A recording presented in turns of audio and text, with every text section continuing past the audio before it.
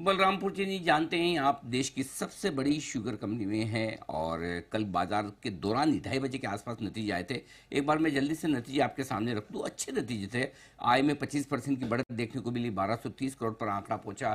कामकाजी मुनाफा भी बढ़कर आया 42% के आसपास। एबिटा 113 करोड़ का। मार्जिन्स 8.1% से 9.2% यहाँ भी सुधार हुआ और मुनाफा लगभग दुगुना होता दिखा, 46 करोड़ से बढ़कर 91 करोड़ के आसपास का। आइए हम मुलाकात करेंगे। प्रमोद पटवारी साहब है हमारे साथ कार्यक्रम में शामिल होते हुए, कंपनी के सीएफओ। पटवारी साहब, बहुत बहुत स्वागत है आपका। धन्यवाद हमें समय देने के लिए। नंबर्स काफी बेहतर दिख रहे हैं आपके साल दर साल जो मैं देख रहा हूं बलरामपुर चीनी के। स्पेशली मार्जिन साल दर साल बेहतर है, लेकिन तिमाही दर तिमाही 11% से 9% घटे हैं। शायद यहीं पर बाजार का रिएक्शन आया है। तो ये जरा समझाएं, साल दर साल और तिमाही दर तिमाही मार्जिन के बीच में जो ये उतार चढ़ाव दिख रहा है, इसकी वजह क्या है? नमस्कार अनिल जी। देखिए, नमस्कार शुगर सर। एक सीजनल इंडस्ट्री है। क्वार्टरली नंबर्स वैरी करेंगे ही करेंगे, क्योंकि कितनी कोटा एलोकेशन आती है, ये हमारा वैसे कंपैरेटिवली मार्च के कंपैरिजन में ये वीक प्रोडक्शन क्वार्टर होता है। तो इसमें हमें पूरे 90 डेज का प्रोडक्शन पीरियड नहीं मिलता है। इसके कारण थोड़ी सी मार्जिन पे प्रेशर रहता है। सितंबर क्वार्टर आपसे यदि कंपेयर कर रहे हैं तो सितंबर में रियलाइजेशंस वगैरह बहुत बढ़िया थे।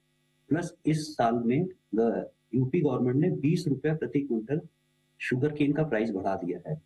तो उस कंपैरिजन में ये मार्जिन पे थोड़ा हिट है। ओके। तो ये गन्ने के दाम जो 20 रुपए बढ़े, मेरे ख्याल से आपकी उम्मीद शायद 15 रुपए टन की रही होगी, 15 रुपए या क्विंटल की हम रही होगी, राइट सर? करेक्ट, हमारी सबकी उम्मीद है 15 रुपए क्विंटल। हम्म। अच्छा, इस बीच तेल कंपनियों ने भी जो सी हैवी एथेनॉल है, उसके दाम करीबन करीबन पौने 7 रुपए से बढ़ाए हैं। क्या है ये जो कुछ बढ़ोतरी तेल कंपनियों ने की, ये सफिशिएंट है या इसके दामों में आप और बढ़ोतरी की उम्मीद कर रहे हैं? साथ ही क्या बी हैवी इथेनॉल के दाम भी बढ़ सकते हैं? जरा ये भी समझाएं सर, और इसका कितना असर आपके मुनाफे पर पड़ सकता है? देखिए, इस साल गवर्नमेंट ऑफ इंडिया ने इथेनॉल का जो प्रोडक्शन होता है through juice route and B heavy, उसमें थोड़ा रैशनलाइजेशन किया है। गवर्नमेंट ने 1.7 मिलियन टन की मात्रा रिस्ट्रिक्ट कर दी है कि इसके ज्यादा हम चीनी में सेक्रीफाइस नहीं करेंगे थ्रू इथेनॉल। तो इसके कारण हमारी जो वॉल्यूम होती है जूस की एज वेल एज बी की, वो रैशनलाइज हो गई। गवर्नमेंट ने एज एन इंटरिम मेजर 7 रुपए करीब सी हेवी प्राइसेस में एक रिलीफ दिया है। तो हमारी डिस्टिलरी सारी अंडर कैपेसिटीज पे चलेगी, क्योंकि हम ज्यादा जूस बेस्ड इथेनॉल नहीं बना पाएंगे, ज्यादा B heavy ethanol based ethanol नहीं बना पाएंगे। उसके कंपनसेशन में ये सी हेवी की प्राइसेस थी। रहा सवाल इस साल की बी हेवी एंड जूस की प्राइस रिवीजन का, तो वो मैटर अभी भी पेंडिंग है कैबिनेट के पास। एफआरपी का प्राइस इंक्रीज हुआ था करीब 2 से 3% के बीच में। To that extent B heavy and juice की प्राइस अपवर्ड रिवीजन होनी चाहिए। ये कब होएगी, इसमें हमें अभी कोई विजिबिलिटी नहीं। ठीक बात है। पटवारी साहब, एक राय आपसे और लेना चाहता हूँ इंडस्ट्री पर पूरी, क्योंकि आमतौर पर धारणा ये बन रही है कि शुगर कंपनियों के लिए मुश्किल समय है। एक और सरकार ने मन बना रखा है कि शुगर के दाम हम बढ़ने नहीं देंगे, किसी न किसी तरीके से रोक के रखेंगे। अब एथेनॉल के प्रोडक्शन में भी आपके लिमिटेशंस आ रहे हैं, तो और ऊपर से शुगर के दाम बढ़ेगा, तो फिर कंपनियां कमाएगी कैसे? क्या कमाइयां आपकी जो अगले वित्त वर्ष में लिमिटेड रहेगी, मुश्किल होगा बढ़ाना? देखिए, इस बार जो ये फैसला किया गया है कि इथेनॉल में चीनी का डाइवर्जन कम हो, उस समय ऐसा लग रहा था कि देश में चीनी का प्रोडक्शन कम होएगा। बट ऑफ लेट अभी जो धारणा बन रही है, उसके हिसाब से 315 लाख टन चीनी बनने की संभावना है देश में। एनुअल कंजम्पशन करीब 285 से 287 लाख टन है। हमारी ओपनिंग इन्वेंट्री 55 लाख टन। तो यदि और कोई इथेनॉल का डाइवर्जन नहीं आता है, तो ये 55 लाख टन से बढ़ के इन्वेंट्री 85 लाख टन पे चली जाएगी। नेक्स्ट ईयर की उस पहले धारणा ये बन रही थी कि एल नीनो के कारण नेक्स्ट ईयर का प्रोडक्शन घट सकता है। अभी बहुत अर्ली होगा कोई भी व्यू देना कि नेक्स्ट ईयर का मॉनसून कैसे बिहेव करेगा। बट जो भी हम सुन रहे हैं या ब्राजील में देख रहे हैं या स्काईमेट के ओपनिंग ऑब्जर्वेशन आए हैं, उसमें लगता नहीं है कि नेक्स्ट ईयर एल नीनो का संभावना बन रही है।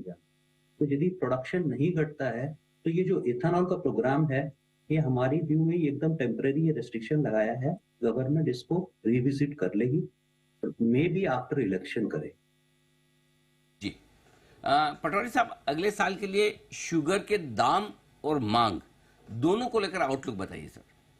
देखिए, मांग तो डोमेस्टिक यदि इस साल 285 से 287 टन है, तो अगले साल 290 से 295 लाख टन का घरेलू मांग रहेगी। दाम जहां तक है वो सरकार की पॉलिसीज पे डिपेंड करता है। हमें नहीं लगता है कि चीनी की इन्वेंट्री बहुत ज्यादा बढ़ जाएगी नेक्स्ट ईयर। इथेनॉल की यदि पॉलिसी वापस गवर्नमेंट रिस्टोर कर देती है तो प्राइसेस ठीक रहेंगे। तो ये 20 रुपए क्विंटल जो गन्ने का प्राइस बढ़ा है, इसके कारण भी करीब करीब 1 रुपए 80 पैसा पर केजी शुगर का कॉस्ट इम्पैक्ट बढ़ेगा, कॉस्ट में बढ़ोतरी होगी। तो सरकार इन चीजों का सबका ध्यान रखेगी। हमें लगता है आगे जाके ठीक होना चाहिए, बट अपने को इंतजार करना पड़ेगा इलेक्शंस तक। मार्च अप्रैल में आप देखेंगे कि शायद गन्ने का एरियर्स काफी बढ़ जाए, क्योंकि जूस बेस्ड इथेनॉल जो हम लोग सप्लाई करते हैं उसका पेमेंट हमें जल्दी मिल जाता है। 20 दिन के अंदर पेमेंट हमें मिल जाता है। पिछले साल 145 करोड़ लीटर सरकार ने जूस बेस्ड इथेनॉल के थ्रू पूरे इंडस्ट्री से लिया था। इस साल सिर्फ 45 करोड़ लेने की बात है आज की जो पॉलिसी है उसके साथ। तो ये 100 crore litre is nothing but 7,000 crore. ये 7,000 करोड़ का जो रेवेन्यू है, जो पहले अप्रैल के अंदर कंपनियों को मिल जाता था और किसानों को पेमेंट हो जाता था, इस इथेनॉल के बजाय हमें चीनी बनानी पड़ेगी। ये चीनी ग्रेजुअली बिकती है, मे बी अप टू दिसंबर, जनवरी, फरवरी। तो बहुत प्रेशर रहेगा मार्च और अप्रैल में किसानों का पेमेंट करने के लिए। मैक्सिमम कंपनियों की लिमिट्स हो सकता है पूरी यूटिलाइज हो जाए एंड लिक्विडिटी की प्रॉब्लम हो सकती है, तो उस समय एक एरियर बन सकता है। तो सरकार इसको ध्यान में रखते हुए रिकंसिडर कर सकती है इथेनॉल की पॉलिसी। ओके, तो ये आपके लिए राय आती हुई अगले साल की मांग और डिमांड को लेकर। बहुत बहुत धन्यवाद पटवारी साहब, हमें समय देने के लिए और अपने थैंक नतीजों यू। पर और इंडस्ट्री के आउटलुक के बारे में विस्तार से आपने हमारे दर्शकों को बताया सर। बहुत बहुत शुक्रिया आपका, धन्यवाद।